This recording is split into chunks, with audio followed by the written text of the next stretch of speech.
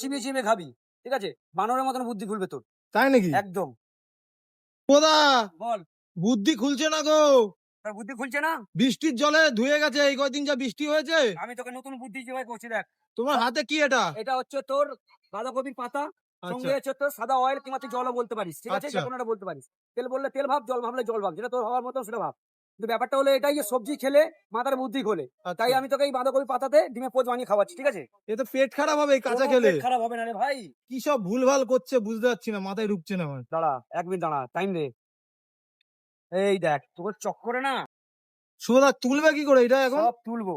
বুদ্ধি খুলবে তো এটা খেলে? একদম একদম বুদ্ধি খুলবে, মানে তত্তর করে খুলবে, ঠিক আছে? পাতাটা চিবিয়ে চিবিয়ে খাবি, ঠিক আছে? বানরের মতন বুদ্ধি খুলবে তোর। তাই নাকি? একদম।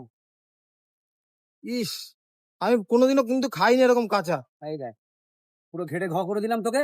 এবার নিয়ে খা। এটা চুষে চুষে খাবি, ঠিক আছে? এইটা হলো বুদ্ধি খোলার মানে অমৃত। হ্যাঁ, আমাজনের মানুষরা খায় রে পাগলা, তোকে দিলাম, তুই ইন্ডিয়াতে দাঁড়িয়ে খেতে পারবি এটা, বুঝতে ইস, পারলি? দেখেই যেন কিরকম লাগছে, বমি বমি দেখলে করছে। হবে না, ভিটামিন আছে, খা ভাই, চুষে চুষে খা।